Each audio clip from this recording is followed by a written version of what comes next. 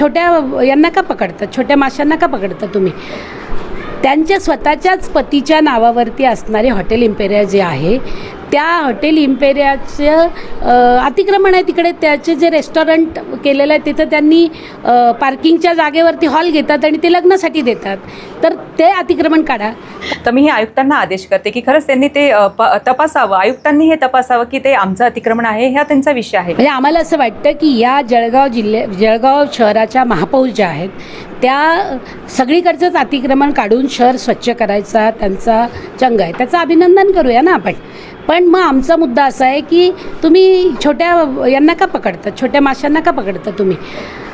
त्यांच्या स्वतःच्याच पतीच्या नावावरती असणारे हॉटेल इम्पेरिया जे आहे, त्या हॉटेल इम्पेरियाचं अतिक्रमण आहे तिकडे. त्याचे जे रेस्टॉरंट केलेलं आहे तिथं त्यांनी पार्किंगच्या जागेवरती हॉल घेतात आणि ते लग्नासाठी देतात. तर ते अतिक्रमण काढा. काशीनाथच्या हॉटेलच्या इथला जो रस्ता आहे त्याच्यावरती अतिक्रमण केलेलं आहे. ते शाळा कशावर बांधलेल्या आहेत? शाळा ज्या बांधलेल्या आहेत त्यांनी त्या कशावर बांधलेल्या आहेत? मग त्याही जरा व्हॅकेट करा. पहिल्यांदा आपल्याला स्वच्छ असावं लागतं, त्यामुळे ते पहिलं करा.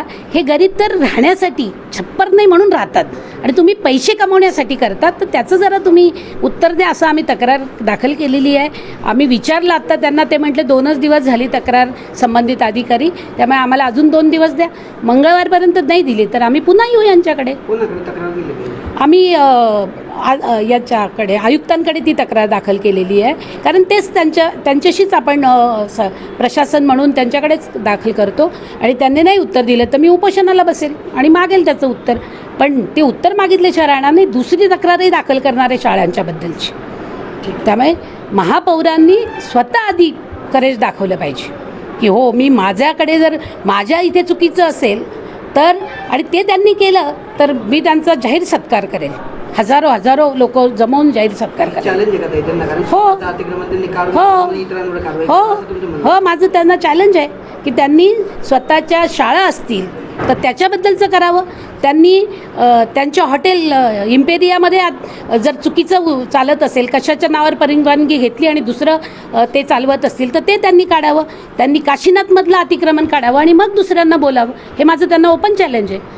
महापौर म्हणून मी जेव्हापासून आले तर स्वच्छता खरंच मी करत आहेत, पण ते जे हॉटेलचा आणि याचा शाळेचा विषय केला आहे तर मला काही वाटतं हॉटेल्स म्हणजे ही माझी आधीपासून त्याचा व्यवसाय आहे. तुम्ही बघितलं तर गेल्या माझ्या माहेरापासून आमचा हॉटेल हा व्यवसाय आहे आणि आम्ही हा चांगल्या योग्य रीतीने करत आहोत. त्यामुळे इतके वर्ष झाले हॉटेल चालवणे ही काही सोपी गोष्ट नाही आहे. आणि शाळा पण आहे, तर ते म्हणजे अतिक्रमण याच्या संदर्भात बोलले असतील तर मी हे आयुक्तांना आदेश करते की खरंच त्यांनी ते तपासावं, आयुक्तांनी हे तपासावं की ते आमचं अतिक्रमण आहे, हा त्यांचा विषय आहे. त्यांनी आयुक्तांना सांगायला पाहिजे की ते अतिक्रमण आहे, तपासून त्याची कारवाई करण्यात यावी. एवढंच मी उत्तर प्रतिभा त्यांना देते.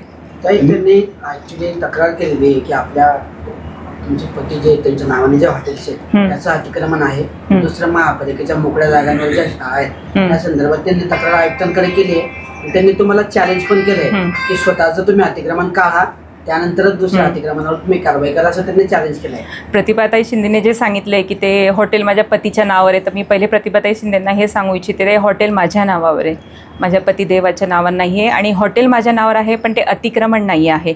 ते त्यांनी, मी जसं तुम्हाला सांगितलं की ही कारवाई आयुक्तांची आहे की त्यांनी ती कारवाई करावी की खरंच ते अतिक्रमण आहे का, आणि असेल तर त्याचं रीतसर त्यांनी योग्य ते कारवाई करावी.